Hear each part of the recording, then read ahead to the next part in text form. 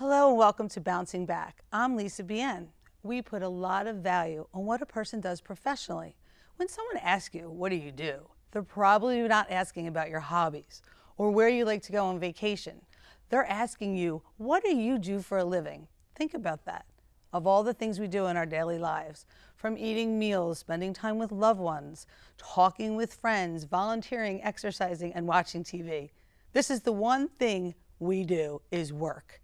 So when we lose something so central to how we see ourselves and how we are seen by others, the loss can be devastating. But for many people who have had long careers in certain fields and are forced to change the direction later in life, the blow can be almost impossible to recover from. But it can be done. Today, we're going to be talking about bouncing back from losing your job. Let's get started. Hello, I'm Lisa Bien, and welcome to Bouncing Back. God makes a way. Be honest and communicate. Your authentic self. That's so critical. Thank you for joining us on this edition of Bouncing Back. Let's meet our guest. First up is Tom Dougherty. Tom is a student here at Temple who has already had a good career in media. In fact, he held a job as a producer at QVC for 25 years before even coming to school. In fact, he was one of the very first employees the company hired. But in 2011, he found himself without a job. Bouncing back from that loss of stability can be devastating, especially since he's been there from the very beginning. And Tom found a way to bounce back, restarting his career, getting an education, and finding out that he had a lot to offer he never even considered earlier in life. Thanks for being with us today, Tom. Our next guest is Sheri Desaretz. Sheri is a Temple graduate with both of her undergrad and her law degrees. She is a self-described recovering attorney who has reinvented herself as a business and career coach consultant, helping others reinvent their careers and businesses, and more critically themselves, as an expert in bouncing back. Sheri has worked in the field of bicycling messaging, New York City taxi cab driver, started a trucking company, and established a law firm and created her current coaching firm. In doing so, she's developed an eye for both an employer and an entrepreneur, meeting and working with people from all life's process. She also works as a business reporter for Philadelphia's KYW, writes for various business publications, and has written a weekly column for the Courier Post. Welcome, Sheri. Thank you for having me. So, I am just so excited because let's share the story before we even begin, Tom, about the first time that we met. Okay. So we met, and it was where? Here at Temple University in one of the television practicum classes, and we came out with the instructor and we met you on the set. It was one of your shows we worked on, Bouncing Back. And when I introduced myself, you thought I was a professor. It was really funny, sure. I was wrapping up the show here and I turned around and there was this seasoned gentleman. We don't want to say old. Like the verbiage. And here he was, and I thought, well, it looks like an older student. But me being me was just like, okay, so why are you here? Well, and I apologize for that now. I'm sure you were taken back, but do you get that reaction? What is the reaction when you're on campus now that you're seasoned older person here on campus? I usually introduce myself in class as a non-traditional student. You know, I'm a person that's been in the business world and returning back to school to get my degree. Actually, I did go to Temple back in the 80s and dropped out of school and got a job in my field that I loved. Right. You know, television, radio, and film. And then worked in the field and came back. So when I introduce myself as a non-traditional student, I don't mean going to high school and going right into college. I was in the military, in the Navy out in California, and then came to Temple in 1980. I transferred from San Diego City College to Temple University in 1980. So here you are, you're at Temple, and then you decide to go and chase the dream of your life, the dream, and you get the dream job, what we all think we get. Sure. When we're in school, and then of course you thought, well, I don't need my degree, right? So you go and you work at QVC, and you work there for 25 years. Bring us up to what happens now. So bring us to the day you find out you're no longer going to be working at this dream job. Well, I would like to say it was a dream job. I got to travel all over the world and saw how products were brought into the company. We used to shoot video of how products were made, and then we would edit little vignettes of products on the air. It was really interesting. When I lost my job, I remember the HR person sitting there saying, "Tom, just breathe," because it was a blow to. I thought I was going in for a raise. Oh, wow. And they said, "We've eliminated your job."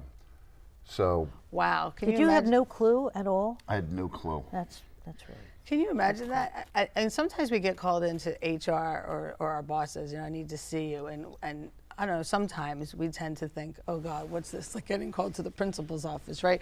But I like your way of thinking. You were like, oh, I think I'm getting a raise. And then you lose your position, right? So after she said, can you breathe? What was the next thing that you did? I remember security escorted me out the door. I had to go back. I had to make an appointment to go back and clean out my lockers. And You had to make an appointment to go an back? appointment, yeah. That's pretty common these days. Oh, it Yeah. is, really? Yeah, absolutely. Yeah. You have to make. So tell us about that, Sheri. I thought that, I guess I'm dating myself, but or I haven't been fired. But when you're let go, I always thought that they say to you, okay, today's your last day, or And you some can clean people up your do. things then. And some do, but often people have no warning.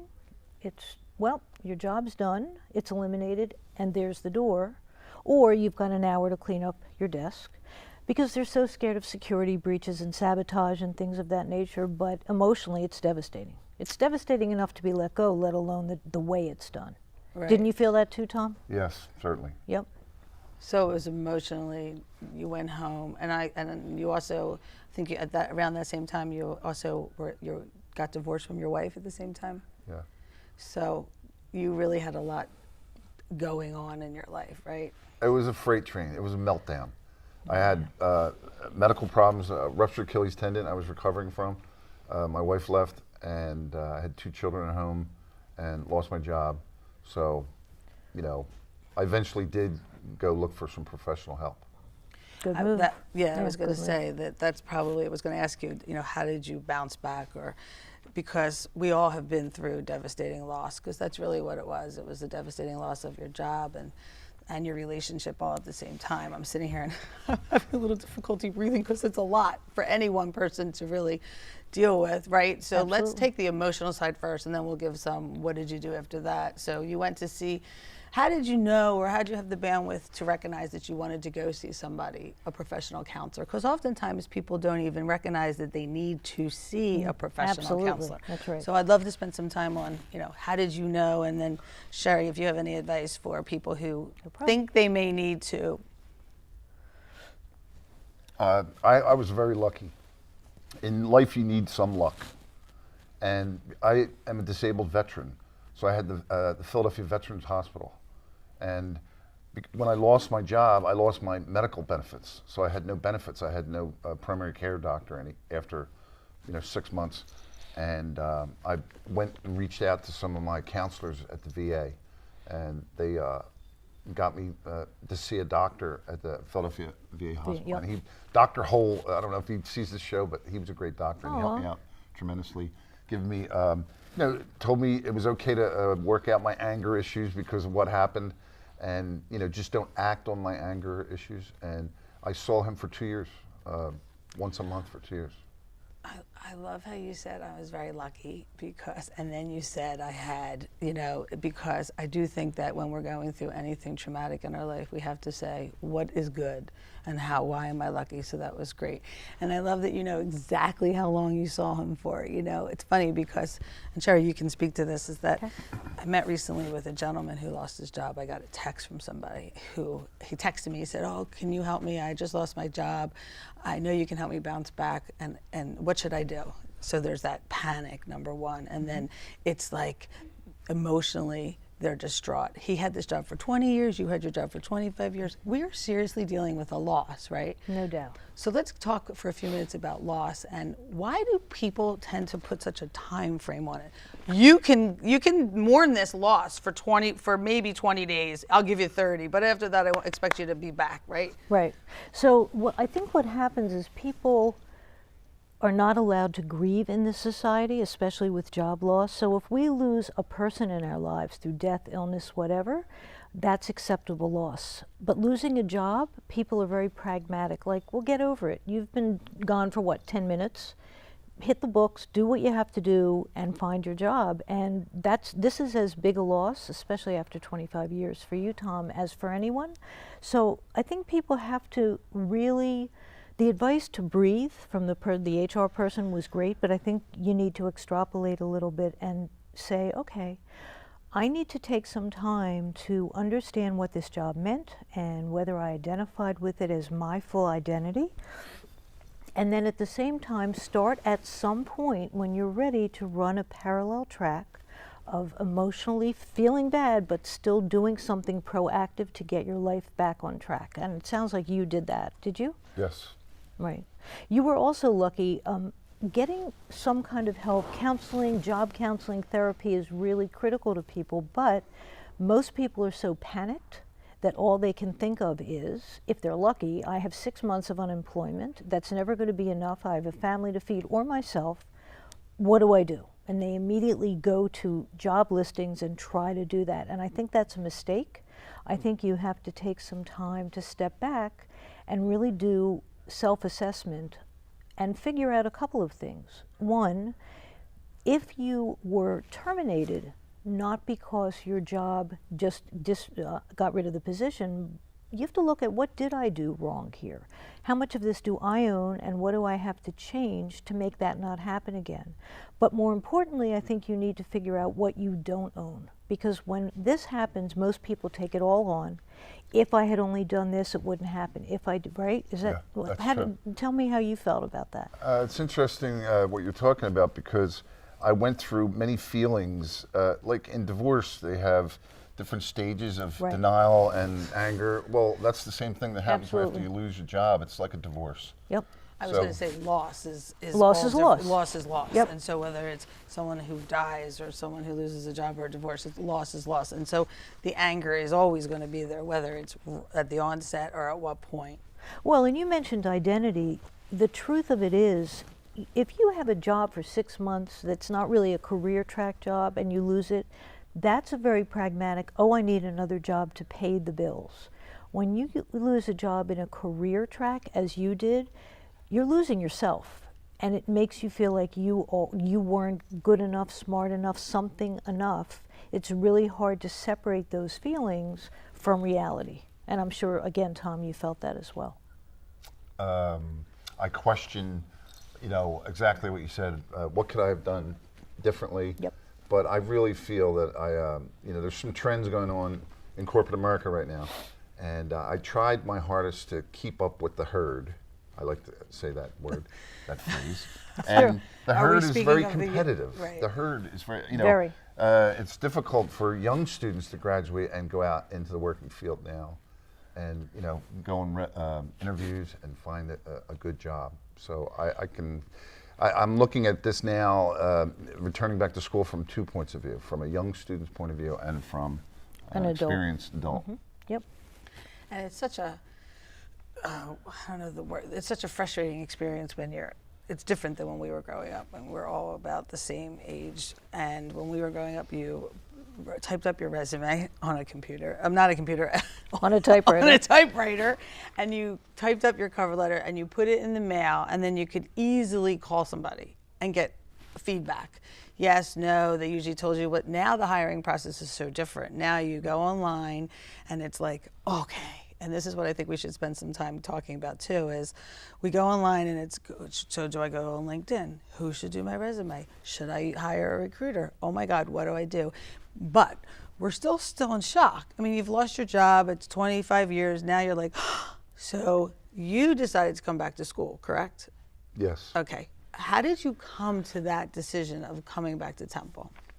Why was that important to you now where it wasn't important to you before? That's a wonderful question. I feel that I wanted to finish something that I started. Mm-hmm. And again, the counselors at the VA helped me and guided me. And they said there's a program under the veterans called Chapter 31, and it's where you can return back to school. So I enrolled in part-time classes and came back and loved it. And introducing myself always as the non-traditional student. Sure.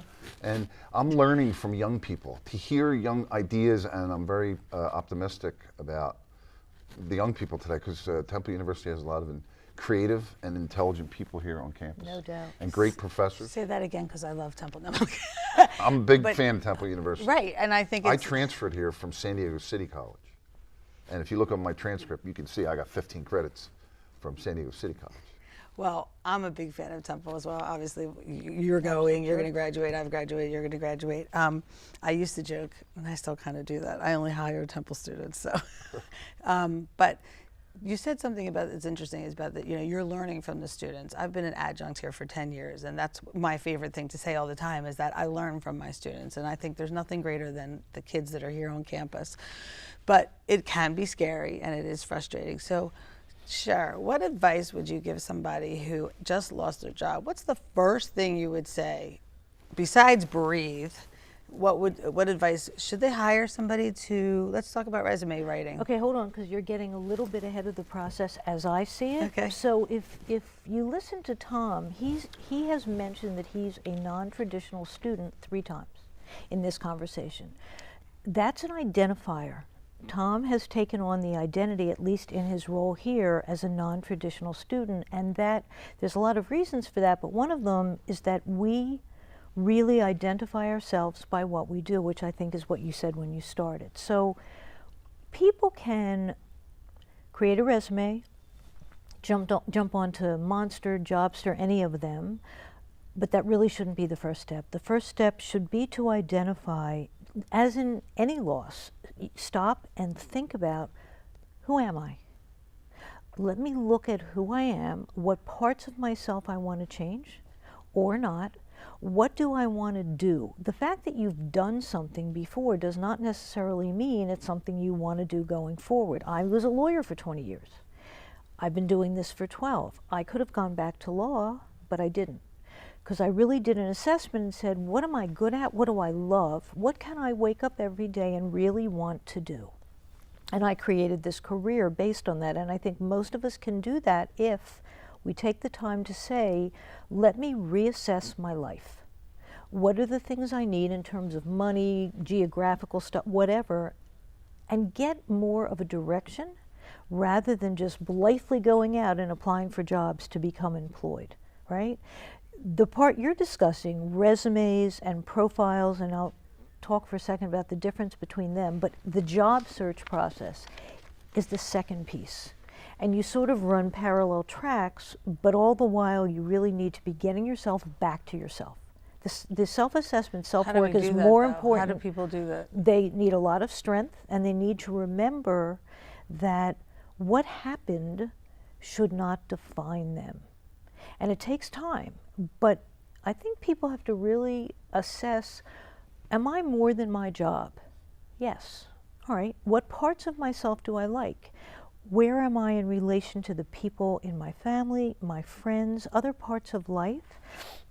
So they can look at their good skills, their good characteristics, their values, and align all that with another job, as opposed to, I was QVC for 25 years, that's who I am, now I'm nothing.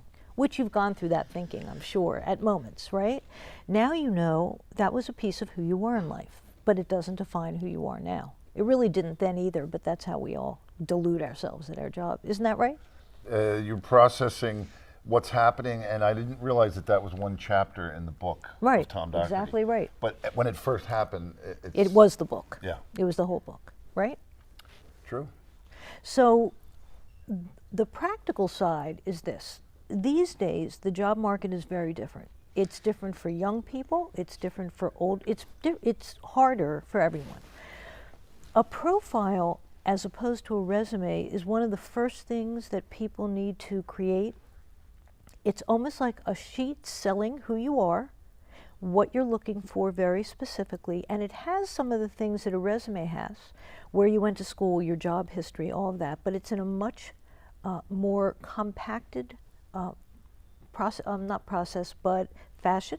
So in that one page, you give a couple sentences about who you are based on your work history, the kinds of positions that you're seeking, and then you put skills and characteristics, because these days really, truly, almost in every industry, employers are looking for more than just your schooling, your education, and your career track. They're looking for who you are.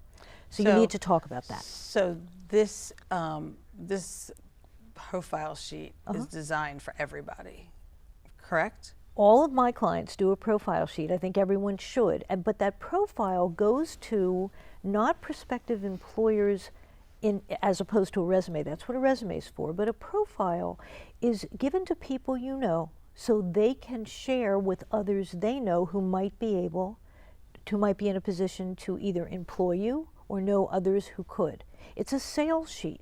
And that's the only purpose. If someone ends up wanting to hire you, then they get a resume.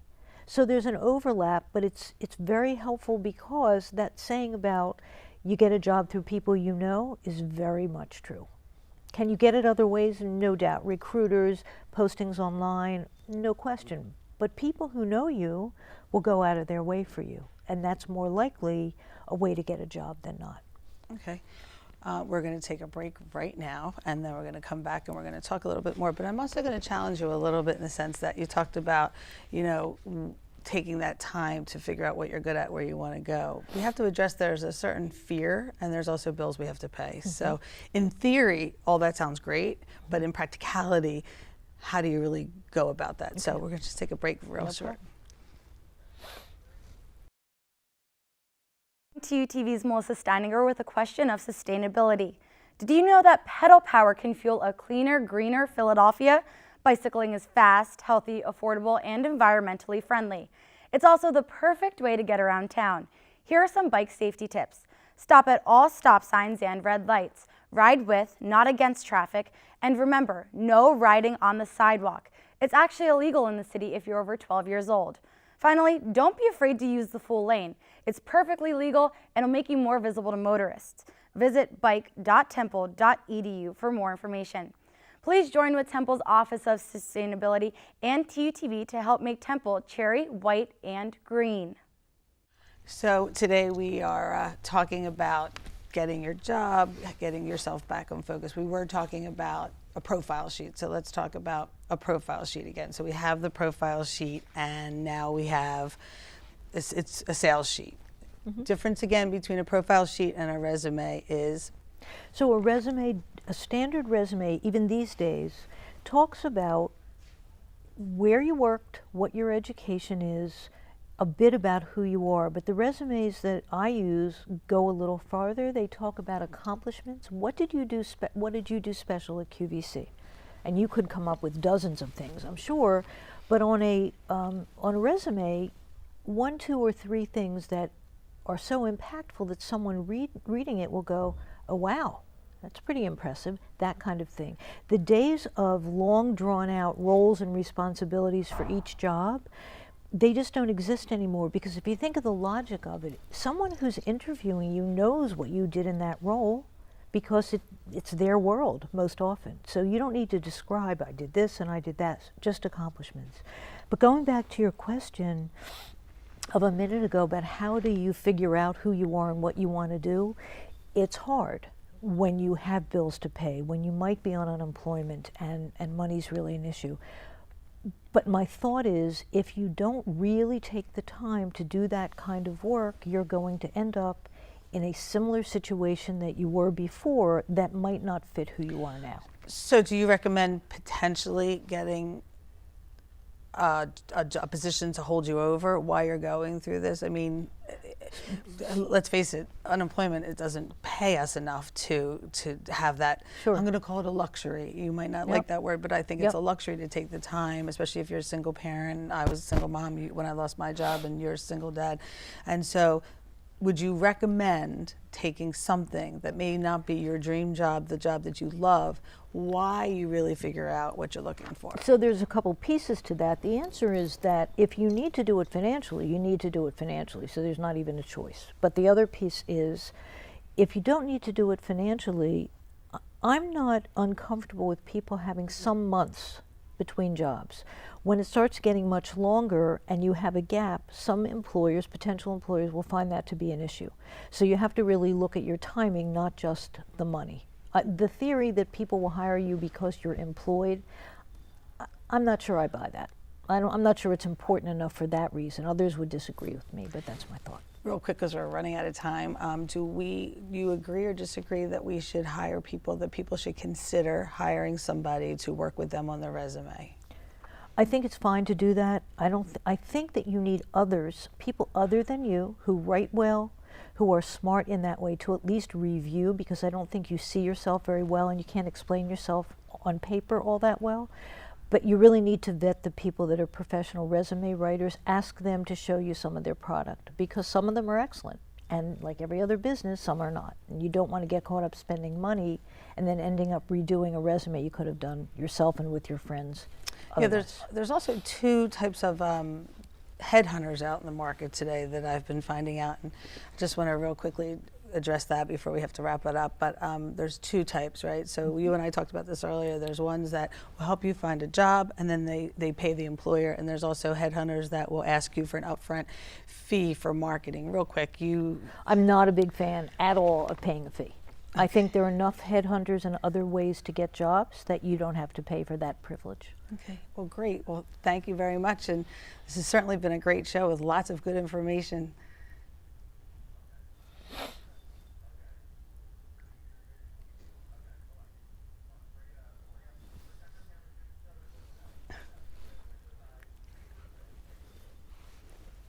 Read the script. The job market has changed significantly over the years. The idea of a person staying in one job for their entire working life used to be commonplace. Now it seems rare for someone to hold on to a single job for 5 years. But whether you live to work or just work to live, it is very important that jobs will come and go. Your most important job is the management and the maintenance of yourself. Thank you so much for joining us once again. I'm Lisa Bien, and I'm looking forward to seeing you next time on Bouncing Back. Hello, I'm Lisa Bien, and welcome to Bouncing Back. God makes a way. Be honest and communicate. Be your authentic self. That's so critical.